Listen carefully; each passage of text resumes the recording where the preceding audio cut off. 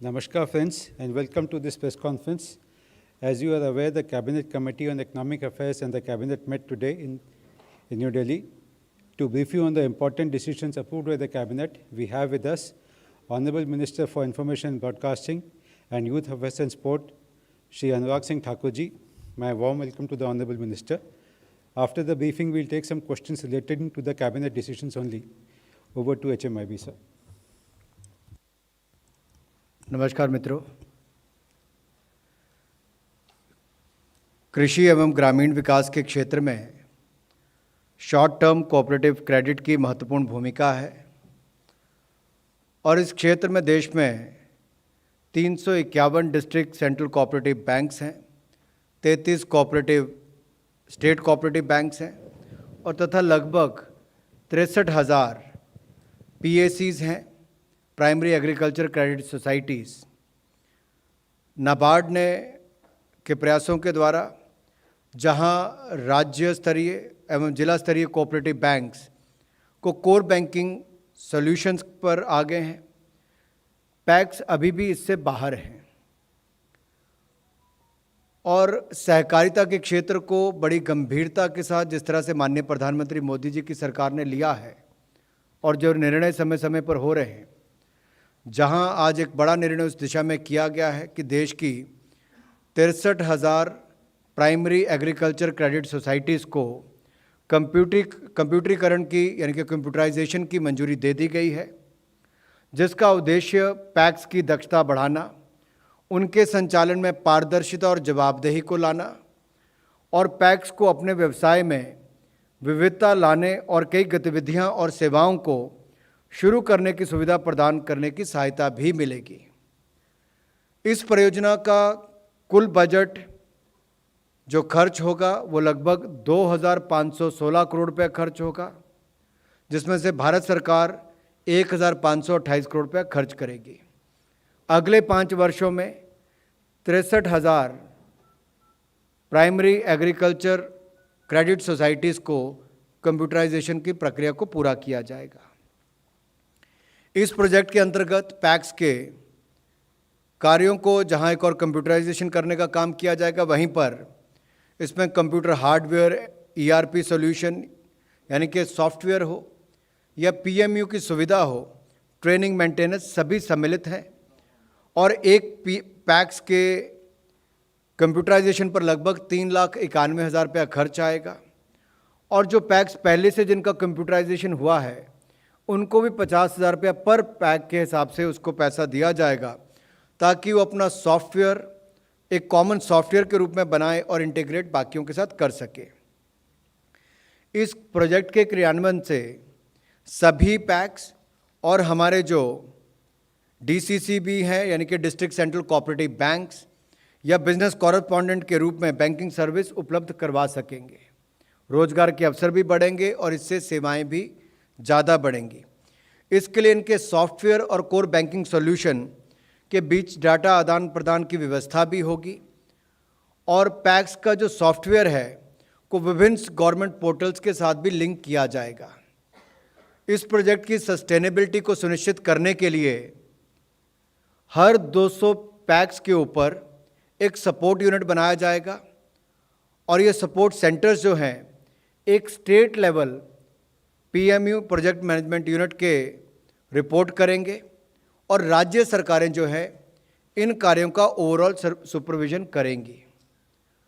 PACS के कर्मचारियों को आवश्यक ट्रेनिंग दी जाएगी ताकि जब तक कंप्यूटराइजेशन होगा साथ साथ में इनकी ट्रेनिंग भी हो, सॉफ्टवेयर का डालने का काम भी किया जाएगा और नाबार्ड भी इसमें एक कोर टीम बनाएगा ताकि इसकी इम्प्लीमेंटेशन और मॉनिटरिंग को वो गंभीरता से देख सके।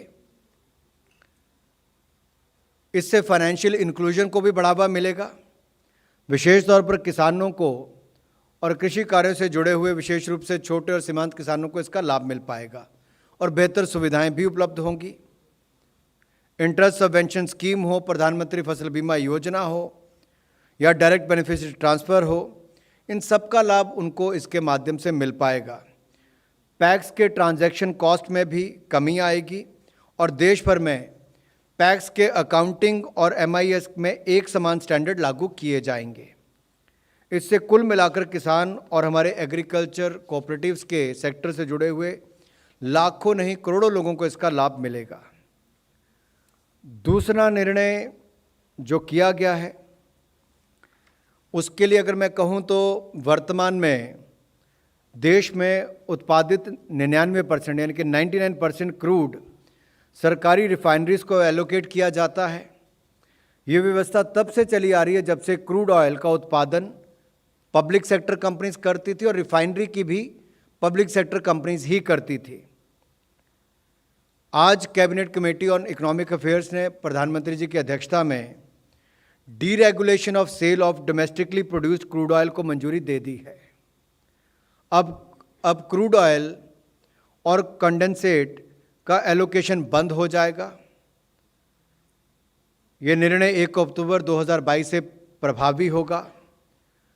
निर्णय के अंतर्गत एक्सप्लोरेशन एंड प्रोडक्शन ऑपरेटर्स जो कंपनीज हैं, निर्णय के अंतर्गत जो एक्सप्लोरेशन एंड प्रोडक्शन ऑपरेटर्स के प्रोडक्शन शेयरिंग कॉन्ट्रैक्ट्स के वो प्रावधान जिसके तहत सरकार या सरकार द्वारा नामित संस्था और सरकारी कंपनियों को ही क्रूड ऑयल बेचने की बाध्यता थी, वो समाप्त कर दी जाएगी।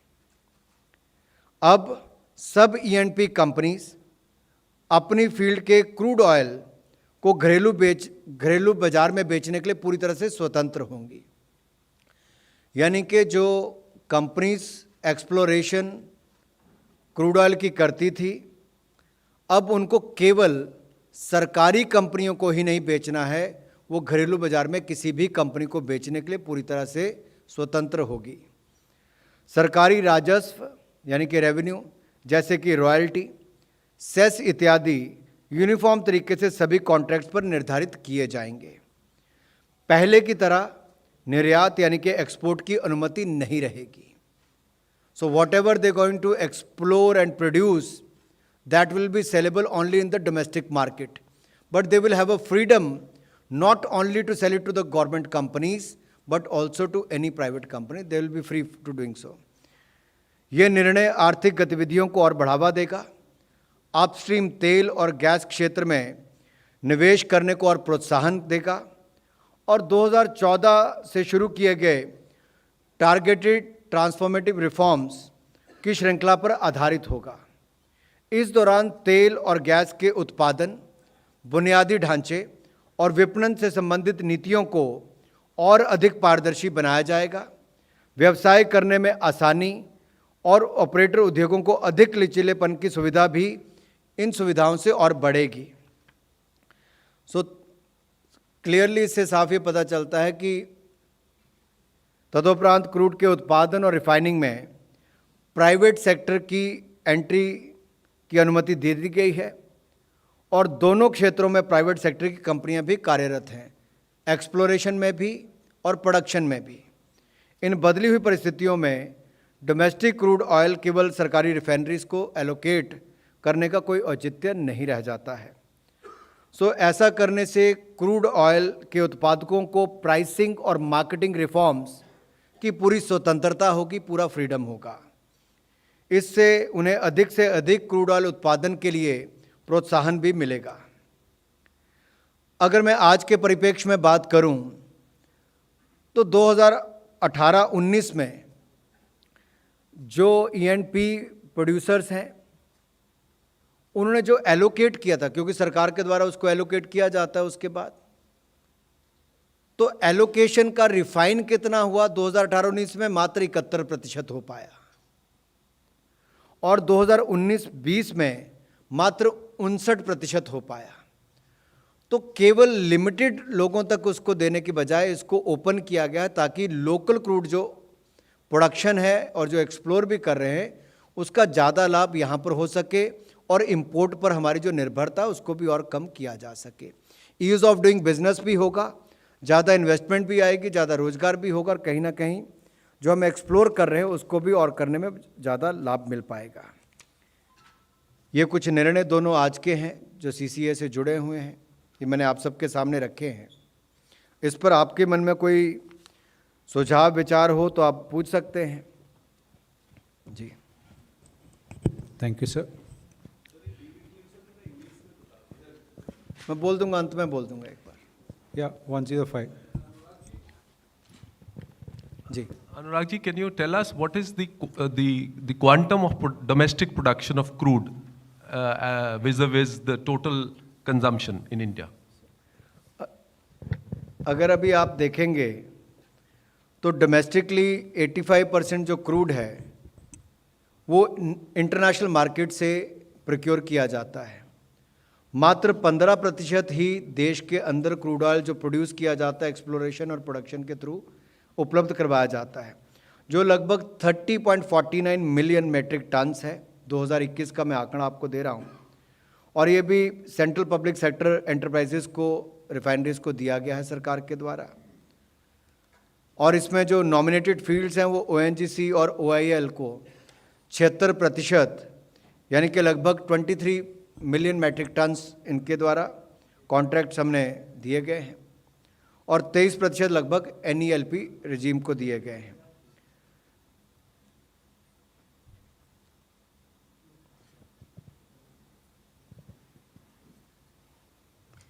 Okay. उस पे मैंने पहले कहा कि पॉलिसीज़ ट्रांसपेरेंट भी होंगी और रेवेन्यू पे कोई इम्पैक्ट नहीं आएगा। उल्टा यहाँ से एक्सप्लोरेशन भी बढ़ेगी और प्रोडक्शन भी डोमेस्टिकली बढ़ेगी। और जो अभी हम रिफाइनरीज को एलोकेट करते थे कोटा, अगर देखिए 18-19 में केवल 71% यूज़ हुआ, 19-20 में 59% हुआ, तो कहीं ना कहीं उसका रिफाइनरी में ज़्यादा फ़ायदा मिल पाएगा। जो आप प्रोड्यूस कर रहे हो लेकिन उसको रिफाइनरी वाले उस तरह से नहीं उपयोग कर पा रहे, तो इससे एक्सप्लोरेशन ENP जो कॉन्ट्रैक्ट वाले प्रोड्यूसर्स हैं उनको भी इसका लाभ मिलेगा। It's a win win situation for the government, consumer and for the ENP producers also. अगर दूसरा आंकड़ा मैं आपको दूं, सरकार का एक्सप्लोरेशन पर फोकस क्यों है, आज का आंकड़ा देखा जाए तो 3.15 lakh square kilometre sedimentary basin का हम मात्र 9% जो है उसके लिए एक्सप्लोरेशन के लिए दिया गया है, जिसको सरकार की मंशा है कि बढ़ाकर इसको 2025 तक 5 लाख स्क्वायर किलोमीटर किया जाए, और ये लगभग 15% इसका होगा। तो ये अपने आप में एक बड़ा कदम है उस दिशा में, ताकि एक्सप्लोरेशन भी बढ़े और प्रोडक्शन भी क्रूड ऑयल की लोकली बढ़ पाए। तो 3 लाख से बढ़कर 15 लाख स्क्वायर किलोमीटर इसको करने की दिशा में हम आगे बढ़ रहे हैं। Sir, if I may ask, how will this contribute and to what extent will it help the government to generate greater revenues through these oil producers? See, one is Any calculation that the government has been able to do? One is it will cut down your import in the longer run if you have more crude available locally, domestically. Second, whatever you are producing today, if that is not refined to 100% capacity, it will build up those capacities also and will be available to the other refiners also, rather than limiting only to the central government enterprises only or the PSUs only. So that way it is going to help. And there will be no revenue loss. Percentage given on what? That we can get back to you later. Yeah, this is Shahid Abbas from Informis Media. So, ji, will it also bring down the import demand, and if so, to how? see, as I said earlier, if you look at today's figure, as I said in 2018-19, whatever has been allocated, only 71% could be refined. In 1920, only 59% was refined. One is to make that available in the open market. That will help the producers, explorer and producers. At the same time, if that is being produced in the other area, that means it will going to cut down your import. That will be available in the open market. And also the figure which I have given you on the sedimentary basin,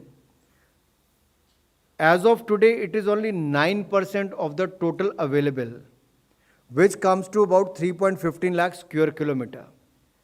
The intention is to increase it to 5 lakh square kilometer by 2025, which will become the 15% of the 15%. As of now, it is just 9%. From 9%, it will go to 15%. From 3.15 lakh square kilometer, it will go up to 5 lakh square kilometer of the sedimentary basin. तो एक तो वो लाभ मिला.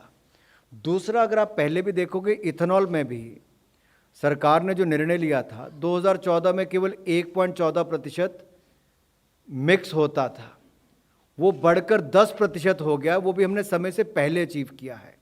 और जो हमने 2030 का लक्ष्य रखा है, उसको भी हम पहले करने वाले हैं कि 20% एथेनॉल मिक्स करने के. तो सरकार ने जो भी टारगेट जिस दिशा में रखे इस क्षेत्र में, उसको पहले ही अचीव किया है. और इसमें भी हमारा प्रयास है कि इसको हम पहले ही अचीव करने वाले हैं. Number 17. Coming. सर, एक बहुत सहज सवाल है कि स्थानीय और देसी क्रूड ऑयल पर निर्भरता इससे बढ़ेगी, इसमें कोई संदेह नहीं. क्या इससे जो डीजल और पेट्रोल की कीमत को लेकर इतना सवाल खड़ा होता है, उस पर भी कोई असर पड़ेगा, और पड़ेगा तो क्या सरकार ने कुछ कैलकुलेट किया है? मैंने आपको एक पहले ही उत्तर में कहा कि 85% क्रूड तो आप विदेश से इंपोर्ट करते हो. मात्र 15% जो है वो डोमेस्टिक प्रोडक्शन ही आपकी पूरी मार्केट में अवेलेबल होता है. और उस 15% में मैंने बताया जो आप एलोकेट करते हो, उसका भी 59% केवल 2019-20 में रिफाइन हो पाया. एक तो उस क्षमता को बढ़ाने के लिए इस निर्णय को लिया गया है कि उससे ज़्यादा फ़ायदा मिल पाएगा और आपकी डिपेंडेंसी कम होगी. दूसरा, सेडिमेंट्री बेसिन का जो आपका कुल एरिया 3.15 लाख स्क्वायर किलोमीटर, जो 9% ही आज उपयोग में है, उसको बढ़ाकर 15% करके 5 लाख स्क्वायर किलोमीटर करने की बात है. तो इसका मतलब भविष्य में आप क्रूड ऑयल इंपोर्ट कम करेंगे और अपनी लोकल डिमांड को भी पूरा कर सकेंगे. इससे कहीं ना कहीं उस समय केवल एक ही क्रूड ऑयल नहीं, आपकी रिफाइनिंग कॉस्ट है, मार्केटिंग फीस है, आपका डॉलर और रुपए के अंतर कितना है, उसके बहुत सारे इसके बिंदु रहते हैं आपकी प्राइस कैलकुलेशन के. तो उसकी डिटेल में जाऊंगा तो शायद आज आपको ना बता पाऊँ कि कितना अंतर होगा, लेकिन डेफिनेटली क्रूड ऑयल की प्रोडक्शन भारत में बढ़ेगी और उसकी रिफाइनिंग में यहाँ ज़्यादा हो. जो कच्चा तेल भारत में से निकाला गया है, वो ज़्यादा रिफाइनरीज को उपलब्ध करवाया जा सके. Number 3. सर, ऑयल सेक्टर पे आप रिफॉर्म लेकर आए हैं. इससे पहले भी आपकी सरकार कई रिफॉर्म्स इस सेक्टर पे लेके आई है. अब तक क्या प्रभाव पड़ा है जो लगातार रिफॉर्म्स कर रहे हैं इस सेक्टर में? देखिए, बदलाव जैसे एक मैंने बताया कि एथेनॉल एक बड़ा उदाहरण है. 1.14% एथेनॉल मिक्स करते थे 2014 में, आज 10% करते हैं. ये बड़ी उपलब्धि है. इसका मतलब आपको उतने कच्चे तेल की और उतने ही रिफाइंड ऑयल की कम ज़रूरत पड़ी. दूसरा, हम इसको 20% करने वाले हैं अगले 3-4 सालों में. वो एक अपने आप में और बड़ी उपलब्धि होगी. दूसरा, जो 2012 में गैस की प्रोडक्शन कम हुई थी, उसको भी बढ़ाकर हमने 18% पिछले साल उसमें वृद्धि हुई है. ये सरकार के निर्णयों के कारण ही हो पाया. जो एक डिक्लाइनिंग ट्रेंड था, अगर मैं आपको बताऊं, 2020-21 में 28.7 बिलियन क्यूबिक मीटर्स गैस की प्रोडक्शन हुई, जो बढ़कर 21-22 में 34 बिलियन क्यूबिक मीटर्स हुई, और 2022-23 में वो बढ़कर 36 बिलियन क्यूबिक मीटर होने वाली है. इसी तरह से ही जो ऑयल प्रोडक्शन का ट्रेंड था, जो गिर रहा था 2011-12 में, उसको भी रिवर्स किया गया है. ये 2021-22 में 29.7%, यानी कि 29.7% 2021-22 से बढ़कर 30.8 मिलियन मीट्रिक टन्स 2022-23 में हुआ. अब ये 34 मिलियन मीट्रिक टन्स लगभग 2023-24 में हो जाएगा. तो ये सारे निर्णय जो मोदी सरकार के हुए हैं, इसने गैस और क्रूड ऑयल दोनों की ही प्रोडक्शन में वृद्धि करने का काम किया है. वो भी हुआ, और साथ ही साथ एथेनॉल की भी मिक्सिंग के टारगेट को हमने समय से पहले पूरा किया है. और जो तीसरा या चौथा बात करूं तो 3.25 लाख स्क्वायर किलोमीटर से बढ़ाकर 5 lakh square kilometre sedimentary basin का हम लोग उपयोग करने वाले हैं, जो 9% से बढ़कर 15% भारत के अंदर हो जाएगा. Number 176. सर मैं लक्ष्मण सिंह विसियावास से। जो कैबिनेट ने डिसीजन लिया है प्राइमरी एग्रीकल्चर के लिए डिजिटाइजेशन को लेके या फिर कंप्यूटराइजेशन को लेके, इससे किसानों को उनको वाजिब कीमत मिल पाएगी या फिर बाज़ार कीमत के काफ़ी हद तक करीब कीमत मिल पाएगी, इसकी संभावना कितनी रहेगी? और दूसरा सवाल क्रूड ऑयल पे जो डिसीजन हुआ इसको लेकर के, चूँकि आपने खुद कहा कि सरकार एथेनॉल पे फोकस कर रही है, प्रधानमंत्री अंतर्राष्ट्रीय प्लेटफॉर्म पे कह चुके हैं ग्रीन एनर्जी की तरफ चलना है, ऐसे में दुनिया भर की ऑयल कंपनियां रिफाइनिंग में बहुत ज़्यादा इन्वेस्टमेंट करने में दिलचस्पी नहीं दिखा रही हैं। आपके इस फैसले के बाद कंपनियां रिफाइनिंग में दिलचस्पी दिखाएंगी, इन्वेस्टमेंट करेंगी, इसकी गारंटी कितनी है? लक्ष्मण जी, मैं धन्यवादी हूँ, आपने सवाल पूछा। ग्रीन हाइड्रोजन से लेके बाकी सब फ्यूचरिस्टिक जो भी हमारी रिक्वायरमेंट्स होंगी, उसके लिए हम लोग हर संभव प्रयास कर रहे हैं और उस दिशा में जो कदम उठाए गए, जैसे मैंने एथेनॉल ब्लेंडिंग की आज की रिक्वायरमेंट है तो उसको भी पूरा किया। सोलर पे हम लोग कहाँ खड़े थे यूपीए की सरकार के समय और आज कहाँ खड़े हैं ये देश के सामने, हमने टारगेट को कई साल पहले अचीव किया है। इंटरनेशनल सोलर अलायंस बनाकर हमने दुनिया के सामने नेतृत्व देने का काम नरेंद्र मोदी जी ने करने का किया है। हमें जो भी कदम उठाने कार्बन एमिशंस को कम करने के लिए या अपनी एनर्जी रिक्वायरमेंट्स को पूरा करने के लिए भारत सरकार ने वो सब कदम उठाए हैं। हम फ्यूचरिस्टिक को पूरा करने के लिए टेक्नोलॉजी में भी इन्वेस्ट करेंगे, लेकिन जो आज की रिक्वायरमेंट है, जो हमारे पास आज उपलब्ध है, उसका सदुपयोग कैसे करें, उस दिशा में है कि सेडिमेंट्री बेसिन का, जो मैंने पहले भी कहा कि 9% से उसको बढ़ाकर 3.25 लाख स्क्वायर किलोमीटर से 5 लाख तक कैसे ले जाएं स्क्वायर किलोमीटर तक, 15% कुल भाग का, उसमें कैसे बढ़े। रिफाइनरी में उसका ज़्यादा 100% अचीव कर पाएँ, उसके लगभग कर पाएँ, तो मार्केट को ओपन करने की बात कही। पहले जो पुराने कॉन्ट्रैक्ट हैं उनमें आपने देखा होगा, उनमें एक बाध्यता है कि आप केवल पीएसयूज़ को ही आपको देना है। तो आपने जब उसको खोला है तो जब ओपननेस होगी, फ्रीडम होगा, तो इन्वेस्टमेंट भी आएगी, मार्केट भी उनके पास उपलब्ध होगी। भारत में कच्चे मार्केट, तेल की मार्केट तो उतनी बड़ी है ही है। अगर आप 85% इम्पोर्ट करते हो तो देश में जो एक्सप्लोर करेगा, प्रोड्यूस करेगा, उसको इतनी बड़ी मार्केट तो ऑलरेडी अवेलेबल है। तो इन्वेस्टर्स की कहीं कोई कमी नहीं रहने वाली, आने ही वाले हैं, उसमें कोई दिक्कत नहीं है। मैं पूरी तरह से आपको विश्वास दिला सकता हूं कि इन्वेस्टमेंट भी आएगी, मार्केट भी अवेलेबल होगी, और जो फ्यूचरिस्टिक एनर्जी रिक्वायरमेंट्स हैं उस दिशा में भी हमारी सरकार सारे कदम उठा रही है। जहां तक प्राइमरी एग्रीकल्चर क्रेडिट सोसाइटीज़ की बात है, मैंने कहा इनकी दक्षता को बढ़ाने के लिए, इनकी पारदर्शिता और जवाबदेही तय करने के लिए लाया गया है। अगर स्टेट कोऑपरेटिव बैंक्स और डिस्ट्रिक्ट सेंट्रल कोऑपरेटिव बैंक्स जो हैं, उनमें अगर ये उपलब्ध है कोर बैंकिंग सॉल्यूशंस, तो 63,000 पैक्स में क्यों ना हो।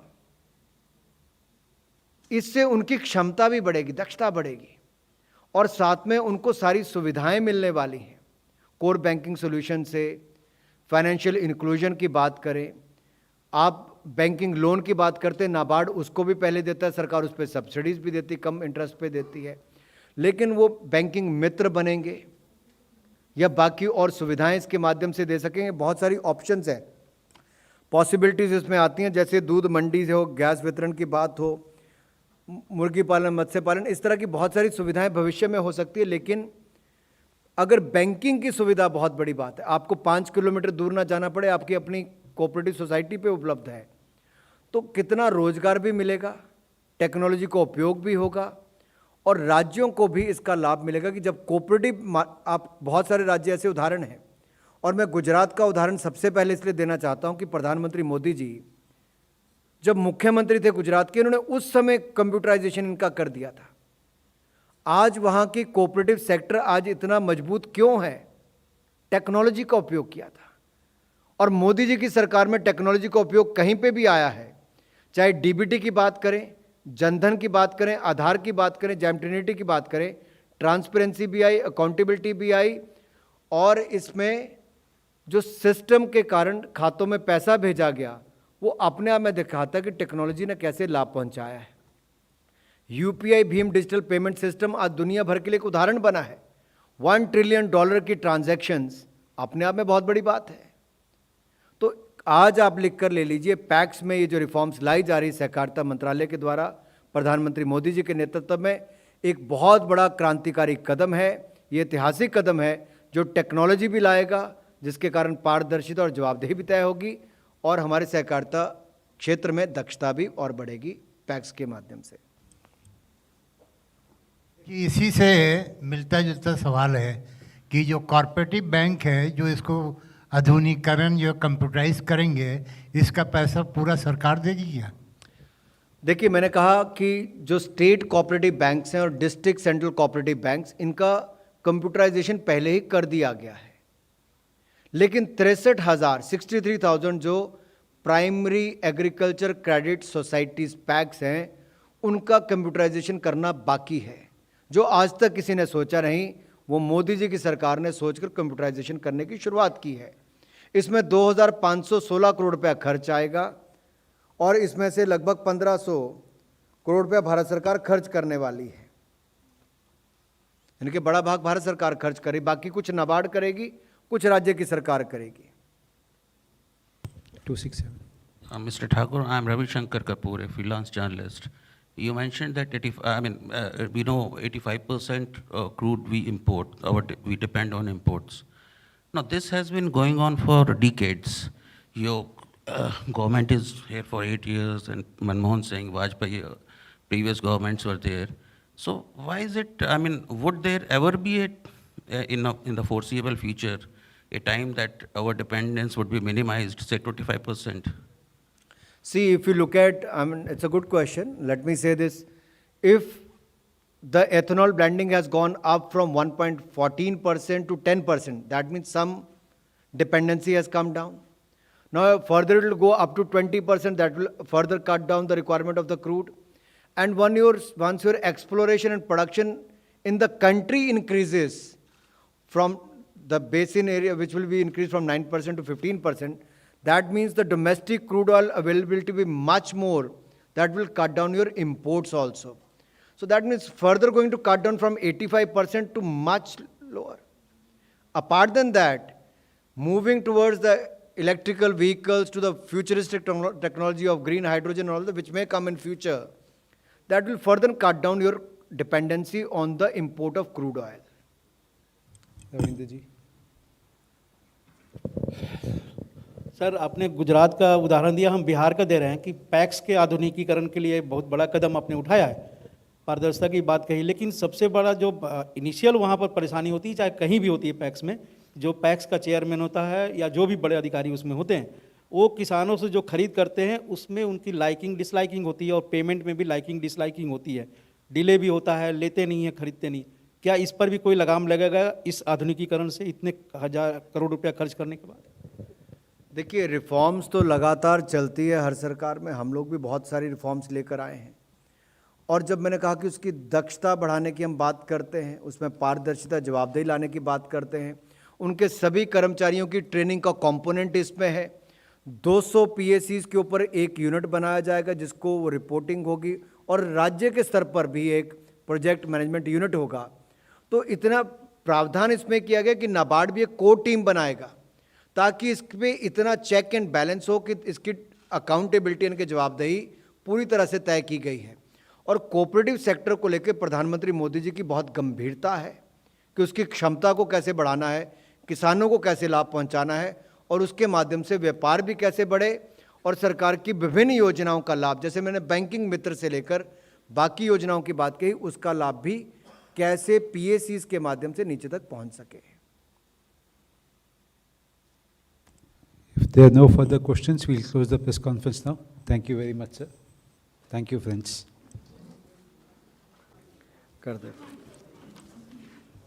The Cabinet Committee on Economic Affairs, chaired by Honorable Prime Minister Modi, has approved the deregulation of sale of domestically produced crude oil, whereby government has decided to cease allocation of crude oil and condensate with effect from 1st October 2022. This will ensure marketing freedom for all exploration and production operators. The condition in the production sharing contracts to sell crude oil to government or its nominee or government companies shall accordingly be waived off. All E&P companies will now be free to sell crude oil from their fields in domestic market. They'll be free to sell it to anyone. Government revenues like royalties, cess, etc. will continue to be calculated on uniform basis across all contracts. As earlier, exports will not be permissible. This decision will further spur economic activities, incentivize making investments in upstream oil and gas sectors, and build on series of targeted transformative reforms rolled out since 2014. The policies relating to production, infrastructure, and marketing oil and gas have been made more transparent with a focus on ease of doing business and facilitating more operational flexibility to operators and industry. The other decision of the Ministry of Cooperation, the Cabinet Committee on Economic Affairs, chaired by Honorable Prime Minister Narendra Modi ji, has approved the computerization of primary agriculture credit societies, PACs, with the objectives of increasing efficiency of PACs, bringing transparency and accountability in their operations, facilitating the PACs to diversify their business and undertake multiple activities and services. This project proposes computerization of more than 63,000 functional PACs over a period of 5 years, with a total budget outlay of 2,516 crore rupees, with Government of India share is 1,526 crore.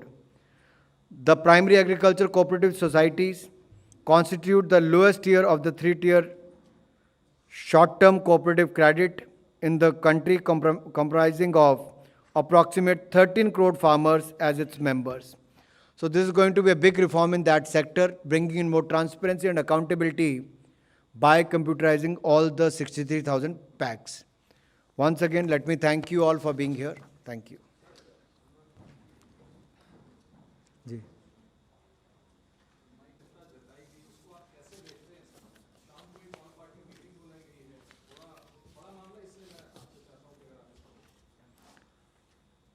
Cabinet के जो निर्णय थे मैंने उससे आप सबको अवगत करवाया है। धन्यवाद।